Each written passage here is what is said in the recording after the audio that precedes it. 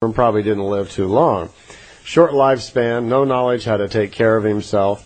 So I'm going to go through this prepared list, which was made for Billy, which explains the different levels of development. It explains all 7 levels, 7 steps of development of the human life, and breaks it down a little bit in 7 different steps. So there are 7 levels to the development of the human life form. 5 of those levels are in physical form, 2 of those levels are in non-physical forms, and then we return and become part of creation.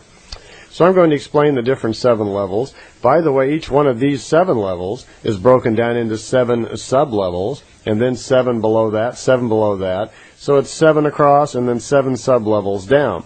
But we won't have time and we won't break it down that far here. I'm just going to talk about the main 7 breakdowns or levels of the development of human life. In the first level, it's called primary life. Obviously so, because it's the very beginnings. So your first material life would be called the primary development of the intellect and the spirit. So that's the first thing that has to happen. There is no development at that point in your first lifetime. You have no knowledge from any previous lifetimes. It's the first one. So it's the primary development, or the very beginning of development of your intellect, using your brain, using your logical patterns.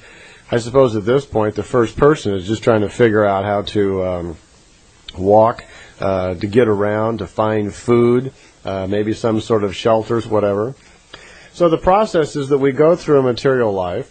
While we were going through the material life, we gather information and experiences with our senses, sight, feel, touch, smell, and so forth. We make logical decisions. When we make logical decisions, that they become part of our life. When we decide on something and that becomes part of us, we gain wisdom from that. And that information, that cognition, that understanding of a basic thing that becomes part of us, then that wisdom from that goes into our spirit. Not every logical conclusion that you come to goes into your spirit, because the spirit itself, remember, it is a bit piece, a part piece of creation. It is connected to creation, whether you're aware of it or not, and it has the ability to, you might say, check out your conclusions and compare it against the logic of creation to see if it's correct. If it's incorrect, if it's illogical, if it's harmful to the spirit, it does not accept it. It actually refuses it. After we go through these 7 levels of human development, later on in the tape, I'm going to go over the actual mechanics in the mind and in the spirit, how it retains thoughts and how that works, and we'll discuss that a little bit more. But right now, let me go through these 7 different steps of development of the human life and explain what these steps are. The second step would be the primary thinking of intellect and spirit. So to begin with, first of all, in your first stages, you have to learn how to think basically at all, to use your brain into the very basic functions. That may take several lifetimes. You might not live very long. At this stage, you don't have enough intelligence probably to even protect yourself very well.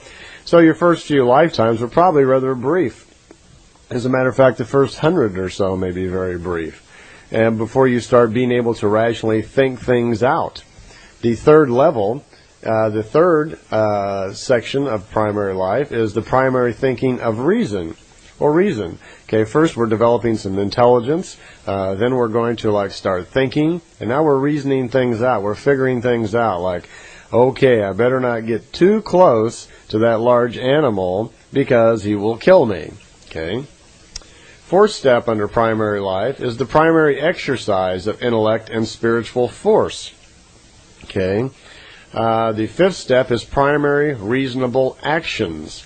So here you're figuring out, you're developing reasoning. Now, it may have taken a couple thousand lifetimes to even get to this point, where you're actually beginning to use reasoning and thinking and so forth to understand how to take care of your life. Each one of these lifetimes you go through, we contribute very little in the form of spiritual growth.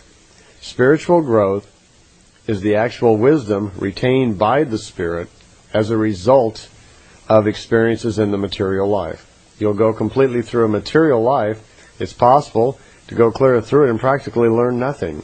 Many people live kind of in spiritual stagnation, completely unaware of their spirit at all, and leading the kind of life that contributes nothing. So it may take them hundreds of lifetimes to progress hardly anything at all. The idea behind this list is that all of these levels, types of things must be gone through, that the human being can't skip anything. Each human being who goes through his own cycles of life, we may start off the same with, it's kind of like a hard drive on a computer with nothing on it, then we start adding software. Well, our spirit is much like that. As we go through each lifetime, it gathers a little bit of wisdom, but everybody lives their lifetime differently. So we're all out gathering wisdom, experiencing things, and contributing wisdom to our spirit about different information at different times.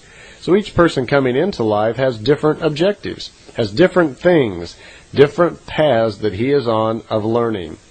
So even though we start off the same, within a very few short lifetimes, we're all working on different things, but we don't get to bypass anything. The idea is that there are X amount of things that have to be learned about life and contribute, and we're all going to go through them at one time or another, just not at the same time. Okay, the 7 breakdowns of primary life then. 1 was primary development of the intellect. 2 was primary thinking of the intellect. 3 is primary thinking and reasoning. 4 is the primary exercise of intellectual and spiritual force. 5 was the primary reasonable actions. 6 is the primary will caused. It says will cause thinking. So we have an individual here now is starting to use his own will. 7 is the reason conditioned leading of the life. We have an individual here now who's least able to control himself and take care of his life. He can think, he can reason, and he can take care of himself. So this is still a very underdeveloped person. Creatures at this level of development are, usually thought of as being insane or idiots. Their spirits and intellects are really just, not very developed at all, which they have to learn an awful lot to get going. And again, we only add very little to each lifetime as far as spiritual growth as we go through. So just to get through the primary life may take several million years. The second step of development in the human life is called the reasoned life, and that's broken down into 7 levels also. Each one of those 7 is also broken into 7, which we won't go into. But reasoned life is the second level of development of human life, and this refers to those cycles of life, those lifetimes you're going to lead where your reasoning really figures in the development or evolution of your spiritual self.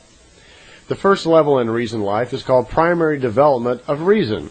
This is the very beginning of scratching our head and going, how about that?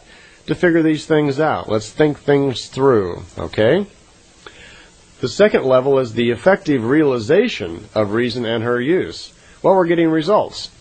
We're going through a lifetime now. We're trying to figure things out, and we're starting to recognize a little bit the cause and effect of things. That, gee, what about this? Or if that, and if I think this way, this happens. So we have an individual here reasoning, trying to figure out how to cope with his life by virtue of reasoning.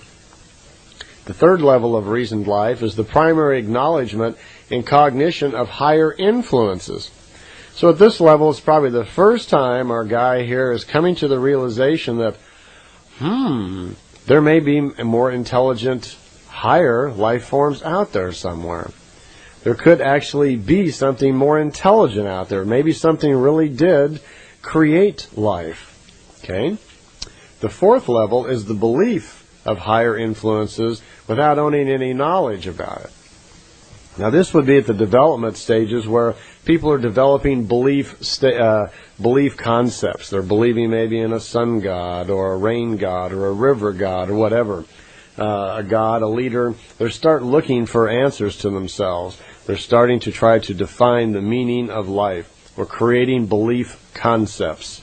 But they really don't know what they're talking about is the general idea, because they don't have the knowledge, the wherewithal, or the spiritual growth to look within to really learn. See, the interesting part is that